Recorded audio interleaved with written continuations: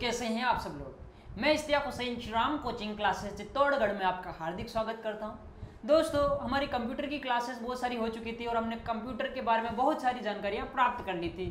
अब हम कंप्यूटर की क्लास को आगे बढ़ाने जा रहे हैं और आज की क्लास में हम बहुत ही महत्वपूर्ण टॉपिक लेने जा रहे हैं, इंटरनेट। दोस्तों, अगर इंटरनेट को अपन ऑफलाइन क्लास में पढ़ रहे हैं तो 2 से 3 क्लास इसमें लग जाती, लेकिन चूंकि ऑनलाइन क्लास है प्लस दूसरा एक क्रैश कोर्स है तो आपको सुपरफिशियली इंटरनेट के बारे में बताना है और यहाँ से इंपॉर्टेंट क्वेश्चन को पिकअप करना है। तो आइए स्टार्ट करते हैं आज की क्लास। किसके ऊपर? इंटरनेट टॉपिक के ऊपर। इस क्लास को कंप्लीट करने के बाद हम कल की क्लास में जो बचे हुए क्वेश्चंस थे सॉफ्टवेयर के, उन क्वेश्चन को भी यहाँ पर कंप्लीट करेंगे। तो चलिए स्टार्ट करते हैं आज की क्लास। क्या है? इंटरनेट है ना।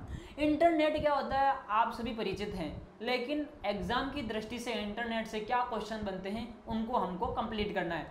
इंटरनेट को जानने से पहले हमारे लिए ज़रूरी होता है कि हम ये जान लें कि नेटवर्क क्या होता है। तो आइए नेटवर्क समझते हैं। नेटवर्क क्या होता है? मान लो ये कोई एक कंप्यूटर ए है, ये कोई एक कंप्यूटर बी है, ये कोई एक कंप्यूटर सी है, ये कोई एक कंप्यूटर डी है, ये कंप्यूटर ई है। इस तरह से बहुत सारे कंप्यूटर है। मैं कहूँ कंप्यूटर ए से आपको कोई डाटा कंप्यूटर बी में डेटा लेकर के आना है, कैसे लेके आओगे? तो आप क्या करोगे? कंप्यूटर ए में पेन ड्राइव लगोगे, कॉपी करोगे डेटा, इसमें बी में लेके आ जाओगे। बोलो बी से सी, सी से डी, डी से ई। तो इस तरह से बार बार आपको कितनी मेहनत करनी पड़ेगी। तो अपन क्या करते हैं, कंप्यूटर ए को बी से जोड़ देते हैं, बी को ई से, सी से, डी से, और इन सब कंप्यूटर को आपस में जोड़कर अपन सूचनाओं का आदान प्रदान करते हैं। तो विभिन्न कंप्यूटर को आपस में जोड़ करके सूचनाओं का आदान प्रदान करना, ये चीज़ नेटवर्क कहलाती है। यहाँ पर हमने कंप्यूटर का क्या बना दिया? नेटवर्क बना दिया है। अब ये कैसे जोड़ते हैं ये अपने ऊपर डिपेंड करता है। तार से जोड़ेंगे, जाहिर सी बात है। तो नेटवर्क आप समझ गए। नेटवर्क क्या होता है? कंप्यूटर्स को जोड़ करके सूचनाओं का आदान प्रदान करना नेटवर्क कहलाता है। ओके, अगर आप नेटवर्क समझ गए तो अपन एक चीज़ और समझने का प्रयास करते हैं। मान लो ये कंप्यूटर है, ये कंप्यूटर है, ये कंप्यूटर है। यहाँ से इन कंप्यूटर में अपनों ने सूचनाओं का आदान प्रदान कर दिया। ओके, कंप्यूटर में सूचनाओं का आदान प्रदान कर रहे हैं तो ये क्या है? एक नेटवर्क हो गया। मान लो मैं इसको नेटवर्क नंबर 1 नाम देता हूँ। ये कोई नेटवर्क कंप्यूटर है, ये कंप्यूटर है, ये कंप्यूटर है, इधर सूचनाओं का आदान प्रदान चल रहा है, इधर से इधर, इधर से इधर। तो इसको मैं जो है नेटवर्क नंबर 2 नाम देता हूँ। इसी तरह से ये कंप्यूटर, ये कंप्यूटर, ये कंप्यूटर, सूचनाओं का आदान प्रदान चल रहा है, इसको मैं नेटवर्क नंबर 3 नाम दे देता हूँ। ओके, तो इनका नेटवर्क 1 की बात कर ले, चाहे नेटवर्क 2 की बात कर ले, चाहे नेटवर्क 3 की बात कर ले, यहाँ पर सूचनाओं का आदान प्रदान चल रहा है। अब अपन क्या करते हैं, मान लो अपने को सूचना जो है वो 1 नंबर के नेटवर्क से 2 नंबर के नेटवर्क में देने की जरूरत पड़ गई। तो 1 और 2 में आपस में नेटवर्कों में क्या हो गया? सूचनाओं का आदान प्रदान। 2 से 3 में सूचनाओं का आदान प्रदान हो गया। तो अब देखना, किसी एक नेटवर्क से सूचनाओं का आदान प्रदान दूसरे नेटवर्क में करना, इसको बोलेंगे अपन इंटर नेटवर्किंग या इंटर नेटवर्क। तो ये चीज़ क्या हो गई? Inter network. यहाँ पर भी क्या हो गया? ये इंटर नेटवर्क। तो इंटर नेटवर्क ये रहा भैया आपका इंटर, भैया चल जा तू, ये रहा इंटर, और यह नेटवर्क का क्या उठा लिया? नेट। इससे मिलकर क्या बन गया? इंटरनेट। तो उम्मीद करता हूँ इंटरनेट कैसे बन रहा है आपको समझ में आ गया होगा ना। विभिन्न कंप्यूटर नेटवर्क का जो जाल होता है उसी को अपन क्या कहते हैं? इंटरनेट। तो नेटवर्कों का जाल इंटरनेट कहलाता है। कंप्लीट क्लियर बात। अब देखना, जैसे 1 नंबर के कंप्यूटर, ये जो नेटवर्क है इसी में सूचनाओं का आदान प्रदान चल रहा है। 2 नंबर में अंदर ही आदान प्रदान चल रहा है, तीसरे में अंदर ही आदान प्रदान चल रहा है। तो इसको क्या बोलते हैं? इसको बोलते हैं इंट्रानेट। इसको क्या बोलते हैं? इंट्रानेट। तो इंटरनेट और इंट्रा नेटवर्किंग, इंट्रा नेटवर्क और एक चीज़ हमने क्या पढ़ी? Inter network. समझ में आ गई दोनों? इंटरनेट समझ गया ना। तो आप और हम बेसिक से इंटरनेट से तो परिचित हैं ही। अब देखना, जो इंटरनेट आज अपन यूज़ में ले रहे हैं, इंटरनेट शुरुआत में किस नाम से जाना जाता था? तो शुरुआत में जो इंटरनेट था उसको अपन इंटरनेट नाम से नहीं जानते थे, उसको अपन अर्पा नेट के नाम से जानते। किससे? अर्पा नेट। ये अर्पा नेट। ओके, ये अर्पा नेट क्या था? ये अमेरिका के अंदर जो सैनिक टुकड़ी थी, जो सैनिक थे, उनकी डिफेंस थी, वो डिफेंस वाले यूज में लेते थे, उनके लिए बनाया गया था। वो अपनी सूचनाओं को गोपनीय तरीके से ट्रांसफ़र करने के लिए अर्पा नेट का प्रयोग करते थे, या इसको उन्होंने बनाया था। तो ये अमेरिका में बनी और उनके डिफेंस का हिस्सा थी। अर्पा नेट कहाँ बनी? अमेरिका में। अमेरिका। और ये लोगों के यूज करने का नहीं था, ये उनकी सूचनाओं को गुप्त रूप से आदान प्रदान करने का, यानी सैनिकों की सूचनाओं को गुप्त रूप से आदान प्रदान करने का था। ओके, इसके बाद देखना, इसके बाद NSF net, national science foundation network, ये बना। और ये भी क्या करता था, ये भी उनके डिफेंस का ही हिस्सा था, सूचनाओं का आदान प्रदान करता था, लेकिन ये हर कोई यूज नहीं कर सकते थे, ये केवल वही लोग यूज करते थे जिन्होंने यहाँ पर रजिस्ट्रेशन कराया हुआ है। क्या कराया हुआ है? रजिस्ट्रेशन, यानी उनका पंजीकरण हो रखा है, वही लोग इसको यूज करते थे। तो ARPA नेट हो चाहे NSF नेट हो, ये अपन यूज नहीं कर सकते थे उस टाइम पे, वो लोग इनको यूज करते थे जो इन एजेंसियों से जुड़े हुए थे। अब इन दोनों को ही जोड़ दिया गया, और इन दोनों को जोड़कर क्या बन गया बाद में? इंटरनेट, जो लोगों के लिए उपयोगी था, हर कोई इसको यूज कर पा रहा था। और ये इंटरनेट जो था, आज आप और हम जो यूज कर रहे हैं, ये वाला इंटरनेट है ना। तो ये इंटरनेट किस प्रोटोकॉल पर काम करता है? तो इंटरनेट के लिए याद रखना दोस्तों, ये TCP प्रोटोकॉल या बोल दो IP प्रोटोकॉल के ऊपर काम करता है। ट्रांसमिशन कंट्रोल प्रोटोकॉल या IP का मतलब क्या होता है? IP का मतलब इंटरनेट प्रोटोकॉल, इसके ऊपर काम करता है। क्या है ये प्रोटोकॉल? ये प्रोटोकॉल ये है कि सूचनाओं को गोपनीय रखा जाता है, जहां तक पहुंचाना है वहां तक पहुंचाया जाता है। समझने के लिए, उदाहरण के लिए बता दूं, पुराने जमाने में जो फोन लगाते थे अपन, वो डायलिंग वाले फोन या ऐसे नंबर घुमाने वाले फोन, उससे आप बहुत बार कॉल करते थे तो इधर उधर कॉल लग जाता था, कॉल सॉरी रॉन्ग नंबर लग गया, लाइन में मिस्टेक हो गई। आज भी ऐसा होता है, बहुत बार आपको कॉल आता है, बोलते सॉरी रॉन्ग नंबर, नंबर तो वही डायल करते हैं, लगता किसी और के। क्या आपने कभी सोचा है, आप व्हाट्सएप से किसी को वीडियो कॉल करते हो या व्हाट्सएप से किसी को मैसेज भेजते हो, तो जिसको भेज रहे हो वो एग्जैक्ट उसी के पास पहुंचता है, किसी और के पास नहीं पहुंचता है। यानी ये प्रोटोकॉल बोलता है सूचनाओं को गोपनीय रखा जाएगा और जिस तक पहुंचाना है उस तक ही सूचनाएं पहुंचाई जाएगी। तो इंटरनेट विश्वसनीय हो सकता है इस दृष्टि से। जैसे आप व्हाट्सएप में भी देखते हो कि एंड टू एंड इंक्रिप्शन होता है। आप अगर व्हाट्सएप देखते हो तो उसमें लिखा होता है, मतलब आप जो मैसेज भेज रहे हो, जिसके पास आप भेजना चाह रहे हो उसी के पास वो मैसेज जाएगा, बीच में तीसरे का हस्तक्षेप नहीं हो सकता है ना। तो ये क्या है? ये TCP प्रोटोकॉल या IP प्रोटोकॉल के अंतर्गत ऐसा होता है। इंटरनेट TCP IP प्रोटोकॉल पर काम करता है। ओके, उम्मीद करता हूँ आपको ये समझ में आ गया होगा। इंटरनेट की हल्की फुल्की जानकारी, इनके बारे में ज़्यादा डिटेल डिस्कशन नहीं कर सकते क्योंकि वक्त इसकी इजाज़त नहीं देता। नेटवर्क की बात करते हैं तो नेटवर्क के बारे में अपने को पता है। नेटवर्क क्या है? कंप्यूटर का आपस में जो जाल है सूचनाओं के आदान प्रदान के लिए नेटवर्क है। अब ये नेटवर्क कितने प्रकार का हो सकता है? तो मानक रूप से नेटवर्क 3 प्रकार के होते हैं। कितने प्रकार के दोस्तों? 3 प्रकार के। एक होता है LAN, एक होता है WAN और एक होता है MAN। LAN ये क्या नेटवर्क होता है? इसको बोलते हैं लोकल एरिया नेटवर्क। क्या बोलते हैं? Local area network, local area network. इसी तरह से एक होता है WAN। WAN को क्या बोलते हैं? इसको बोलते हैं wide area network, wide area network. इसी तरह से एक होता है MAN, इसको बोलते हैं मेट्रोपॉलिटन एरिया नेटवर्क। तो ये आपके 3 नेटवर्क मैंने आपको बता दिए, wide area network, local area network और मेट्रोपॉलिटन एरिया नेटवर्क। अब देखना लोकल एरिया नेटवर्क क्या समझना है इसको। जैसे मान लो कोई स्कूल है, स्कूल के एक रूम से कंप्यूटर से सूचनाएं दूसरे कंप्यूटर में पहुंचानी है, तो वहां पे जो यूज किया जाएगा उसको क्या बोलेंगे अपन? वहां पर LAN यूज किया जाएगा, लोकल एरिया नेटवर्क। यानी किसी लोकल जगह पर, स्थानीय स्थानों पर कंप्यूटर में सूचनाओं के आदान प्रदान के लिए जो नेटवर्क यूज में लिया जाता है उसको अपन LAN कहते हैं। ओके, वाइड एरिया नेटवर्क, ये वाइड एरिया नेटवर्क क्या होता है दोस्तों?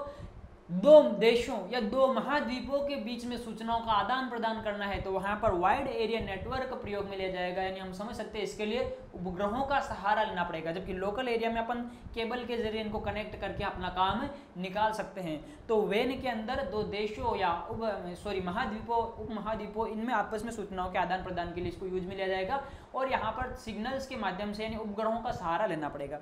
एक होता है MAN, मेट्रोपॉलिटन एरिया नेटवर्क। ये क्या होता है MAN? इसमें किसी शहर के अंदर अलग अलग कोनों से कंप्यूटर, अलग अलग शहर के अलग अलग हिस्सों में कंप्यूटर नेटवर्क जाल स्थापित किया जाता है, जिसको अपन MAN बोलते हैं। तो समझ में आ रहा है कि सबसे छोटा LAN होता है, उससे बड़ा MAN होता है और सबसे बड़ा WAN होता है, ध्यान रखना है ना। तो ये LAN, MAN और WAN की जानकारी आपको होनी चाहिए। इनकी फुल फॉर्म के ऊपर क्वेश्चन आ सकते हैं। आगे देखना, मानक रूप से अगर पूछा जाए कि नेटवर्क कितने प्रकार के होते हैं तो याद रखना केवल 3 ही प्रकार के होते हैं, LAN, WAN एंड MAN। अलग मैं एक और बता रहा हूँ, ये बता रहा हूँ मैं आपको पेन। तो ये राज की बात है, राज की बात। अब मानक रूप से पूछे तो 3 ही बताने, लेकिन मैं एक्स्ट्रा होकर बता रहा हूँ पेन। पेन क्या होता है? ये होता है personal area network, personal area network. Okay, personal area network जो अपन पर्सनल काम के लिए यूज करते हैं वो नेटवर्क पर्सनल एरिया नेटवर्क। जैसे इसका एग्जांपल बता दूं, एग्जांपल बता देते हैं अपन ब्लूटूथ। ब्लूटूथ से आप सब लोग परिचित हैं। तो ब्लूटूथ क्या है? एक तरह से पेन है, पर्सनल एरिया नेटवर्क है, जिससे अपन सूचनाओं का आदान प्रदान कर सकते हैं। उम्मीद करता हूं नेटवर्क के प्रकार आपको समझ में आ गए होंगे। थोड़ा अपन आगे बढ़ जाते हैं। नेटवर्क के प्रकार समझने के बाद आगे अपन बात करते हैं WWW। इसकी फुल फॉर्म क्या होती है? इसके ऊपर क्वेश्चन आता है। तो WWW का मतलब होता है वर्ल्ड वाइड वेब। वर्ल्ड का मतलब विश्व, वाइड यानी चौड़ाई के लिए सामान्यतः प्रयोग में लाने जाना शब्द है, और वेब का मतलब जाल, यानी पूरे विश्व में नेटवर्क का जो जाल है उसको दर्शाने के लिए अपन WWW का प्रयोग करते हैं, यानी नेटवर्क का जाल है। तो आपको इसकी फुल फॉर्म ध्यान रखनी है, इसके ऊपर आपका क्वेश्चन बन सकता है। जैसे अभी मैंने एक डायग्राम बनाया था ना, 1 नंबर के नेटवर्क, 2 नंबर के नेटवर्क, 3 नंबर, इसको आपस में जोड़ा है ना, तो वो WWW।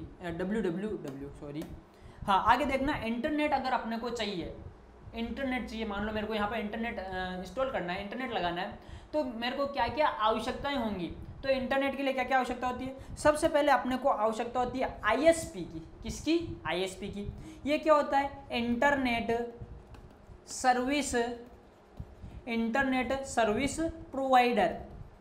Internet service provider. अब ये इंटरनेट सर्विस प्रोवाइडर क्या होता है? वे संस्थाएं जो हमको इंटरनेट प्रोवाइड या उपलब्ध कराती है वो ISP कहलाती है। जैसे आपको एग्जांपल बता दूं, अपने को क्या करना पड़ेगा? अगर अपने को इंटरनेट कनेक्शन चाहिए तो अपने को इन संस्थाओं से जो है संपर्क करना पड़ेगा। जैसे मान लो BSNL, जैसे मान लो एयरटेल, और जैसे मान लो रिलायंस जियो। तो इस तरह से, तो ये क्या है? ISP, इंटरनेट सर्विस प्रोवाइडर होते हैं। तो आपको ISP की फुल फॉर्म पता चल गई। अब ISP से संपर्क कर लिया, भैया हमारे यहाँ पर नेटवर्क लगाना है, इंटरनेट लगाना है, क्या करेंगे? तो वो आपको एक उपकरण लगा के देंगे। कौन सा उपकरण? आपको मोडेम लगाना होगा। इस मोडेम का पूरा नाम क्या होता है? इसके ऊपर मैं पहले भी एक क्वेश्चन दे चुका हूँ। अब मोडेम को समझना। मोडेम क्या होता है? इसमें 2 शब्द है, MO यानी कि मॉड्यूलेटर,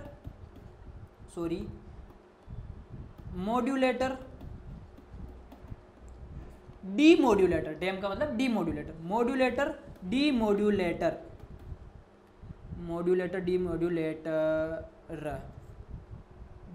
है। सॉरी यार, ये काम क्यों नहीं कर रहा? डीमॉड्यूलेटर। तो ये एक उपकरण होता है। दोस्तों समझना क्या होता है? जैसे मान लो ये कोई कंप्यूटर है, यहाँ से मेरे को सूचनाएं भेजनी है, तो यहाँ पर जो कंप्यूटर के पास सूचनाएं होगी वो सूचनाएं किस में होंगी? वो सूचनाएं बाइनरी में होगी, बाइनरी कोड में होगी। अब ये मॉड्यूलेटर लगा होगा हमारे पास, मोडेम लगा होगा हमारे पास, तो ये उस बाइनरी को किस में चेंज कर देगा? उसको एनालॉग सिग्नल में चेंज कर देगा। और एनालॉग सिग्नल चलते अगला जो कंप्यूटर होगा उसके मोडेम के पास पहुंचेंगे, तो ये अगले कंप्यूटर का मोडेम कैसे पहुंचे? एनालॉग में, और एनालॉग को वापस ही किस में चेंज कर देगा? ये बाइनरी में चेंज कर देगा, और बाइनरी में चेंज करके इस कंप्यूटर को पहुंचा देगा। तो इस कंप्यूटर के लिए तो बोला है किसका काम कर रहा है? ये यहाँ से सूचनाओं को बाहर ले रहा है, तो आउटपुट का काम कर रहा है, और इस कंप्यूटर के लिए इनपुट का काम कर रहा है। तो मैंने जो क्वेश्चन ये दिया था, मैंने कहा था निम्न में से कौन सा उपकरण इनपुट आउटपुट डिवाइस दोनों की तरह काम करता है? तो उसका आंसर मोडेम था। तो वही है ये मोडेम। तो आज मैंने फिर से मोडेम की बात कर ली। तो अगर अपने को इंटरनेट जो है अपने को इंस्टॉल करना है, तो उसके लिए अपने को क्या आवश्यक होगा? पहला तो ISP, दूसरा मोडेम की आवश्यकता होगी। मोडेम भी आपने समझ लिया। अब मोडेम को समझने के बाद अगला देखते हैं, ब्राउज़र। अब अपने को किसकी आवश्यकता होगी? एक ब्राउज़र की आवश्यकता होगी। अब ये ब्राउज़र क्या होंगे? ये विशेष सॉफ्टवेयर होते हैं। क्या होते हैं ब्राउज़र? विशेष सॉफ्टवेयर जो हमें नेट चलाने के लिए, नेट का इस्तेमाल करने के लिए स्थल प्रदान करते हैं। इन सॉफ्टवेयर के बिना अपन जो है इंटरनेट का प्रयोग नहीं कर सकते। तो ये विशेष प्रकार के सॉफ्टवेयर होते हैं। जैसे एग्जांपल बता दूं, जैसे अपन ज़्यादातर कंप्यूटर में कौन सा काम में लेते हैं? क्रोम ब्राउज़र काम में लेते हैं। गूगल क्रोम जो आप समझते हैं ना, गूगल क्रोम होता है। तभी अगर गूगल क्रोम नहीं होगा तो क्या आप नेट चला पाओगे? नहीं। जैसे गूगल क्रोम नहीं हो तो दूसरा भी ले सकते हैं। जैसे इंटरनेट एक्सप्लोरर होता है, एक इंटरनेट एक्सप्लोरर, एक मोजिला फायरफॉक्स एक इंटरनेट एक्सप्लोरर होता है। इसी तरह से इंटरनेट एक्सप्लोरर, ये रहा इंटरनेट एक्सप्लोरर पूरा एक काम नहीं कर रहा है, लाइट पेन खराब हो रहा है, कोई बात नहीं, आप मेरी भावनाओं को समझ जाओ, मैं इंटरनेट एक्सप्लोरर लिखना चाह रहा था। आगे देखना, ये तो अपन कंप्यूटर में काम में लेते हैं, चल जा भाई, कंप्यूटर में काम में लेते हैं। इसी तरह से अपने फ़ोन में भी अपन ब्राउज़र काम में लेते हैं ना। फ़ोन में कौन सा लेते हैं, जैसे अपन यूसी ब्राउज़र काम में लेते हैं, फ़ोन में कौन सा, यूसी ब्राउज़र। इसी तरह से अपन ओपेरा ब्राउज़र काम में लेते हैं, ओपेरा ब्राउज़र, तो ये फ़ोन के अंदर काम में आने वाले ब्राउज़र है। किसी के पास यूसी होता है, किसी के पास ओपेरा होता है। अभी देखना, किसी के फ़ोन में स्टोरेज कम होता है तो यूसी ओपेरा को इंस्टॉल नहीं कर सकते, तो इनका छोटा रूप आता है, जैसे यूसी मिनी, इसे ओपेरा मिनी, इस तरह से ब्राउज़र आते हैं। तो ये सारे क्या विशेष सॉफ्टवेयर है जो आपको इंटरनेट चलाने के लिए अपने को स्थल प्रदान करते हैं। अगर ये सॉफ्टवेयर नहीं होगा तो अपन इंटरनेट नहीं चला पाएंगे। ओके, ये हो गई आपके सॉरी इनकी बातें, किसकी, ब्राउज़र की। ब्राउज़र के बाद अगली आवश्यकता क्या है, अगली आवश्यकता है अपने को सर्च इंजन की। सर्च इंजन क्या है, विभिन्न वेबसाइट को सर्च करने के लिए सर्च इंजन की आवश्यकता होगी। जैसे वर्तमान में सबसे ज़्यादा कौन सा सर्च इंजन यूज किया जाता है, तो गूगल। क्या यूज करते हैं अपन, गूगल। कोई भी चीज़ सर्च करनी होती है तो क्या किस पे सर्च करते हैं, गूगल पे। अब मान लो आपके पास यूसी है, क्रोम है, और आपके अंदर उसमें गूगल ही नहीं है, तो आप कुछ सर्च कर पाओगे क्या, नहीं। तो गूगल क्या है, एक सर्च इंजन है। इसके बाद जैसे बिंग जो है, वो बिंग भी एक सर्च इंजन है, यहाँ पर भी चीज़ें सर्च की जाती है। आप बहुत से लोग आप में से बिंग के बारे में नहीं जानते होंगे, तो बता दूं, जैसे गूगल होता है वैसे बिंग भी होता है। आज तुमको पता चला, आज सर्च करके देखना, बिंग मिल जाएगा तुमको। ओके, गूगल तो सब जान ही रहे। हाँ, आगे देखना, अपनों ने बात कर ली सर्च इंजन की, सर्च इंजन समझ गए। अब अगला है अपने पास, चल जा भाई, यूआरएल। यूआरएल क्या होता है, यूनिफॉर्म रिसोर्स लोकेटर। जैसे आप देखना, आप अगर इस वीडियो को देख रहे हो तो आप देखना, इससे पहले वाले वीडियो की लिंक आपको डिस्क्रिप्शन में मिल रही है। तो लिंक इस तरह से लिखी होगी, HTTP, इस तरह से ये लिंक लिखी होगी। तो वहाँ पर जो लिखा है वो क्या है कि आप उस पर क्लिक करोगे तो एग्जैक्ट आप उस वीडियो तक पहुंच जाओगे। यानी हमारे पिछले वाले वीडियो तक पहुंचने के लिए उसकी एग्जैक्ट लोकेशन दे रखी है, that is URL, uniform resource locator. यानी किसी एक चीज़ के लिए आपको पहुंचाने के लिए एक ही है, जैसे आपके फिंगरप्रिंट एक ही है ना, उसी तरह से एक चीज़ के लिए एक ही लिंक होती है, इसके द्वारा आप वहां तक पहुंच सकते हो। ओके, जैसे आपको मैं बता दूं, आपने मान लो कहीं पर सर्च कर दिया श्री राम कोचिंग क्लासेस चित्तौड़गढ़। अब यहाँ पर हमारे वीडियो यूट्यूब पर अवेलेबल है, आप इसको गूगल पर सर्च करते हो श्री राम कोचिंग क्लासेस चित्तौड़गढ़, तो आपको वहाँ पर वीडियोस दिखाई देंगे। जैसे सर्च करोगे, अब आप एक वीडियो पर क्लिक करते हो, उस वीडियो पर क्लिक करते हो तो आप जो है इसमें चले जाते हो यूट्यूब में, फिर आप हम किसी वीडियो पर क्लिक कर रहे हो तो उसकी प्लेलिस्ट में भी आप जा सकते हो। तो ऐसे अलग अलग जगह पर पहुँच रहे हो ना। अब आप किसी वीडियो की लिंक को कॉपी करते हो और अपने फ्रेंड को भेजते हो, तो अब उस फ्रेंड जैसे उस वीडियो को, इस लिंक को ओपन करेगा, वो सीधा का सीधा उसी वीडियो पर पहुंच जाएगा, यानी एग्जैक्ट लोकेशन पर पहुंच जाएगा। तो ये तो मैंने वीडियो के माध्यम से समझाया। इस तरह से किसी की भी वेबसाइट की एग्जैक्ट लोकेशन जो होती है, वेब पेज की, किसी वेब पेज की एग्जैक्ट लोकेशन जो होती है, उसी को अपन यूआरएल कह सकते हैं। सरल शब्दों में समझाने का प्रयास किया है। ओके, आगे ये चीज़ें समझने के बाद अपन देखते हैं ईमेल क्या होता है। ईमेल को समझ लेते हैं। आज का ज़माना ईमेल का ज़माना है। अब इतना तो समझ सकते हो कि मेल जो है क्या होता है, ये संदेश भेजना होता है।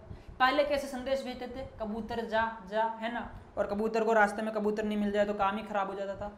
अब देखो ईमेल, ईमेल आज का ज़माना, अपन किसी दूसरे पर आश्रित नहीं है। आज अपन डायरेक्ट अपने संदेश खुद भेज सकते हैं। ईमेल का मतलब होता है electronic mail. Electronic mail, electronic mail के जरिए अपन अपने संदेशों को भेज सकते हैं। तो आप ईमेल का मतलब समझ सकते हो, इलेक्ट्रॉनिक मेल।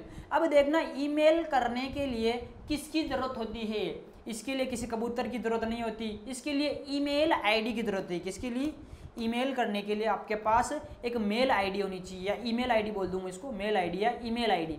तो एक ईमेल आईडी या मेल आईडी होनी चाहिए। अब ये मेल आईडी आप किस पर बना सकते हो, ये मेल आईडी आप गूगल पर बना सकते हो। किस पर बना सकते हो दोस्तों, गूगल पर।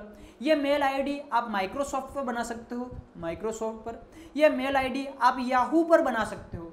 अगर ये मेल आईडी आपने गूगल पर बनाई तो इसको जीमेल बोलेंगे। क्या बोलेंगे, जीमेल। ये मेल आईडी अगर आपने माइक्रोसॉफ्ट पर बनाई तो इसको हॉटमेल बोलेंगे। क्या बोलेंगे, हॉटमेल। और यही आपने याहू पर बना दी तो इसको याहू मेल बोलेंगे। ओके, तो ये इससे ईमेल यानी कि electronic mail, email ID, Gmail, Hotmail, Yahoo mail क्या होता है, यहाँ पर अपनों ने समझने का प्रयास किया। ये हो गई कंप्यूटर संबंधित कुछ इंपॉर्टेंट बातें। आइए थोड़े क्वेश्चन प्रैक्टिस कर लेते हैं। हाँ, तो क्वेश्चन नंबर 1 ये रहा आपकी स्क्रीन पर। फ्लॉपी डिस्क किस प्रकार की मेमोरी से संबंधित रखती है। तो जो स्टोरेज वाली क्लास थी हमारी, उसमें डिटेल्स समझाया था। फ्लॉपी कैसी है, एक्सटर्नल है ना, एक्सटर्नल थी। आप इसको बाहर से लगा रहे थे, एक्सटर्नल प्रकार की मेमोरी थी। अगला क्वेश्चन देखना, अगला क्वेश्चन ये रहा, एक पर्सनल कंप्यूटर की प्रणाली इकाई में आमतौर पर किसको छोड़कर निम्न सभी शामिल होते हैं। मतलब ऐसा कौन सा है जो पीसी में नहीं होता, आपके घर पे जो पीसी होता है उसमें क्या प्रयुक्त नहीं होता। तो ज़्यादा मैं एक एक चीज़ को नहीं समझा रहा, मैं सिंपल सा बता रहा हूँ। इसमें मोडेम है, जैसे अभी मोडेम बताया भी था थोड़ी देर पहले, एक दिन पहले भी समझाया था मोडेम। अभी देखो आपके घर पे मोडेम है क्या, किसी के घर पे कंप्यूटर देखो, मॉनिटर दिखाई देगा, कीबोर्ड दिखाई देगा, माउस दिखाई देगा, क्या मोडेम लगा होगा क्या। तो पर्सनल कंप्यूटर मतलब ज़्यादातर जो घरों में यूज़ करते हैं उनके पास मोडेम होता है कि नहीं, जो विशेष काम कर रहे हैं जिनको इंटरनेट की ज़्यादा आवश्यकता है उनके पास मोडेम देखने को मिलेगा। तो इसका आंसर क्या हो जाएगा, मोडेम। ओके, आगे बढ़ जाते हैं, जल्दी से खत्म करते हैं क्वेश्चन को। ऑपरेटिंग सिस्टम द्वारा किए गए कार्य कंप्यूटर के किस भाग में दिखाई देते हैं। देखो कंप्यूटर के आपको जो भी आउटपुट हो रहा है आपको कैसे पता चल रहा है ये काम हो गया, तो आपको मॉनिटर की स्क्रीन पर नजर आ रहा है। और जिस दिन मॉनिटर पढ़ाया था उसी दिन मैंने बताया था दोस्तों, इस मॉनिटर को वीडियो कहते हैं। क्या कहते हैं, वीडियो, विजुअल डिस्प्ले यूनिट। तो आंसर कौन सा हो जाएगा, वीडियो। अरे मॉनिटर ही नहीं होगा कुछ नजर आएगा क्या हो रहा नहीं हो रहा। आगे देखते हैं, तीसरा नहीं चौथा क्वेश्चन। चौथा क्वेश्चन है, सबसे ज़्यादा काम में आने वाला कैरेक्टर प्रिंटर कौन सा है। ये उस दिन भी मैंने पढ़ाया था, उस दिन समझा दिया था। DMP dot matrix printer, DMP जिसको बोला जाता है। DMP में बताया था जैसे आपके घर पे बिजली का बिल आता है तो देखना वो डॉट डॉट डॉट प्रिंट होकर के आ रहे हैं, दोनों टाइप में छेद, दोनों साइड में छेद बने हुए हैं। तो सरकारी जगहों पर जो DMP है ये ज़्यादा यूज किए जाते हैं और ज़्यादा लोगों तक बिल पहुँचाने होते हैं इस तरह से, क्योंकि इसमें डॉट डॉट करके अगर स्याही वेस्ट करेंगे तो इसमें खर्चा कम आएगा। तो ये DMP यूज किए जाते हैं। ओके, ध्यान रखना। आगे लेज़र प्रिंटर यूज करेंगे तो ज़्यादा मुनाफा नहीं होगा, नुकसान हो जाएगा। ज़्यादा स्याही की आवश्यकता होगी, लेकिन लेज़र प्रिंटर में खपत कम होती है, कम पैसा इन्वेस्ट होता है, इसलिए ज़्यादातर किसका यूज करते हैं, डॉट मैट्रिक प्रिंटर का। अब अगला क्वेश्चन है, एक सॉफ्टवेयर जो HLL प्रोग्राम को मशीनी भाषा में परिवर्तित करता है क्या कहते हैं। तो मैंने बताया था हमारी जो लैंग्वेज है वो HLL हाई लेवल लैंग्वेज है। इसको जो ट्रांसलेटर होते हैं वो ट्रांसलेटर क्या करते हैं, इसको लो लेवल लैंग्वेज LL या फिर मशीनी भाषा में परिवर्तित कर देता है। ट्रांसलेटर के बारे में बताया था, एक तो होता है कंपाइलर, एक होता है इंटरप्रेटर और एक होता है असेंबलर। तो इसमें पूछ रहा है कि मशीनी भाषा में परिवर्तित करता है कौन सा है। तो देखो असेंबलर तो नहीं हो सकता, क्योंकि मैंने उस दिन ही बता दिया था असेंबलर अब प्रयोग में नहीं आते। असेंबली भाषा में कोडिंग पहले की जाती थी, अब असेंबली भाषा ही नहीं है तो असेंबलर क्या काम का। लोडर हो नहीं सकता, इंटरनेट हो नहीं सकता, तो आंसर कौन सा चला जाएगा, कंपाइलर। Okay, next question. हाँ जी, क्वेश्चन ये रहा अगला आपकी स्क्रीन पर। क्वेश्चन है, हार्डवेयर तथा सॉफ्टवेयर के बीच संबंध बनाने वाली तकनीक या सुविधा को क्या कहते हैं। तो इसको इंटरफेस कहते हैं। दोस्तों मैंने उस दिन समझाया था, ये रहा आपका कंप्यूटर और ये हो आप यूज़र। अब यूज़र जो आदेश दे रहा है उसको कंप्यूटर से कराने वाला कौन था, ऑपरेटिंग सिस्टम था। ये ऑपरेटिंग सिस्टम जो था बिचौलिया का काम कर रहा था कंप्यूटर के और यूज़र के बीच में। इस बिचौलिया को मैंने बोल दिया था ये यूज़र इंटरफेस है। क्या है ये, यूज़र इंटरफेस, UI। ओके, सारी क्लासों के अंदर क्वेश्चन का आंसर मिल रहा था आपको। अगर आपने नहीं देखी है क्लास तो पहले प्लीज़ जाकर के सॉफ्टवेयर वाली क्लास देखिए, ये सॉफ्टवेयर के क्वेश्चन है ना। अगला क्वेश्चन, हाँ, कंप्यूटर में काम करने के लिए सॉफ्टवेयर का प्रयोग, किस सॉफ्टवेयर का प्रयोग किया जाता है। देखो पूछ रहा है काम करने के लिए, ये नहीं बोला कि कंप्यूटर को ऑन करने के लिए, चलाने के लिए। मतलब अपन सिस्टम सॉफ्टवेयर बता सकते थे कब, जब पूछे जिसके बिना कंप्यूटर काम ही ना करे तब सिस्टम सॉफ्टवेयर जाता। लेकिन ये बोल रहा है काम करने के लिए। अब कोई भी काम हो सकता है आप फोटो एडिटिंग कर रहे हो तो आपको फोटोशॉप की जरूरत होगी, हो सकता है आप टाइपिंग कर रहे हो वर्डपैड, नोटपैड, इनकी जरूरत होगी। तो काम करने के लिए इन एप्लीकेशन की जरूरत होगी, तो कौन सा आ जाएगा, एप्लीकेशन सॉफ्टवेयर, इसका आंसर चला जाएगा। ओके, हाँ, अब देखना अगला क्वेश्चन, कंप्यूटर सॉफ्टवेयर का सबसे महत्वपूर्ण भाग क्या होता है कंप्यूटर सॉफ्टवेयर का। देखो कंपाइलर, इंटरप्रेटर, ये तो क्या है, ट्रांसलेटर थे, तो ये तो हो नहीं सकते। पैकेज नहीं, ऑपरेटिंग सिस्टम, मैंने उस दिन बताया था ऑपरेटिंग सिस्टम नहीं होगा तो क्या कंप्यूटर चलेगा, नहीं। आपके कंप्यूटर के अंदर अगर विंडोज ही नहीं होगा तो क्या कंप्यूटर ओपन होगा, क्या एंड्रॉइड सिस्टम अगर आपके फ़ोन में नहीं है तो क्या फ़ोन चलेगा, क्या नहीं चलेगा ना। तो वैसे इसमें क्या ऑपरेटिंग सिस्टम आंसर जाएगा। हाँ, अगला क्वेश्चन ये रहा आपकी स्क्रीन पर। हाँ, GUI क्या है, ग्राफिकल यूजर इंटरफेस बताया था है ना। तो ये क्या है, ये सॉफ्टवेयर इंटरफेस है। अरे जिस दिन मैंने बताया था, पहले बताया ना, पहले MS DOS का प्रयोग होता था, पिछली क्लास में सॉफ्टवेयर वाली क्लास में बताया। तो MS DOS के बारे में मैंने क्या बताया था, ये एक कैरेक्टर यूजर इंटरफेस है या फिर इसको बोल सकते हैं टेक्स्ट यूजर इंटरफेस। इस तरह से फिर बाद में मैंने विंडोज़ बताया था, और विंडोज़ के लिए मैंने क्या बोला था, ये ग्राफिकल यूजर इंटरफेस है। तो चाहे MS DOS की बात कर लो, चाहे विंडोज़ की बात कर लो, MS DOS, विंडोज़, ये दोनों आपस में क्या है, ये ऑपरेटिंग सिस्टम सॉफ्टवेयर है। क्या है, ये ऑपरेटिंग सिस्टम सॉफ्टवेयर। तो सॉफ्टवेयर इंटरफेस, GUI क्या है, सॉफ्टवेयर इंटरफेस। अगला क्वेश्चन ये रहा, उस स्क्रीन को उस स्क्रीन को क्या कहते हैं, जो कंप्यूटर की ऑन ऑफ करने पर प्रकट होती है, उसमें सभी आइकन होते हैं, अरे डेस्कटॉप कहते हैं। जैसे कंप्यूटर चलेगा फर्स्ट विजिबल स्क्रीन क्या होगी, डेस्कटॉप होगी, ध्यान रखना है ना। अगला क्वेश्चन आपकी कंप्यूटर स्क्रीन पर ये रहा। हाँ जी, विंडोज़ को किसने विकसित किया? जो विंडोज़ होती है किसने बनाया इसको? एप्पल ने बनाया, IBM ने बनाया, जेनिथ ने बनाया? नहीं, इसको माइक्रोसॉफ्ट ने बनाया। किसने बनाया दोस्तों? माइक्रोसॉफ्ट ने। और ये माइक्रोसॉफ्ट के फाउंडर कौन है? Bill Gates and Paul Allen. ये उस दिन आपको बताया था। ओके, हाँ, अगला क्वेश्चन, क्वेश्चन नंबर 12, मशीनी भाषा कौन सी है? डेसिमल कोडिंग कैरेक्टर इनमें से कोई नहीं भैया। बाइनरी भाषा, चिल्ला चिल्ला के बोल रहा हूँ 2 दिन से, लो लेवल लैंग्वेज, बाइनरी भाषा, मशीनी भाषा जो कंप्यूटर समझता है ये है। कौन सी है? बाइनरी या मशीनी भाषा। 0 और 1 यही तो कंप्यूटर समझता है।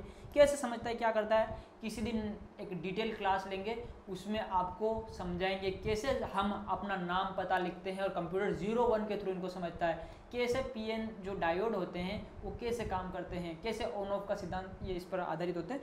किसी दिन समझेंगे। आज की क्लास को यहीं विराम देते हैं, मिलते हैं कल की क्लास में। तब तक के लिए जय हिंद और जय भारत। सुनो सुनो सुनो, ये वीडियो को लाइक करना, कोई क्वेश्चन हो तो कमेंट करना और अगले वीडियो को देखना। हाँ, अगर आपको ये क्वेश्चन नहीं आए ना तो इसका मतलब आपने सॉफ्टवेयर वाला पार्ट नहीं पढ़ा। तो पिछले हमारे लिंक में, आप डिस्क्रिप्शन में लिंक मिल जाएगा पिछले वीडियो का, तो पिछला वीडियो जरूर देखना। सॉफ्टवेयर वाला इंपॉर्टेंट है, इंटरनेट वाला भी इंपॉर्टेंट है। ओके, मिलते हैं कल की क्लास में, तब तक के लिए जय हिंद और जय भारत।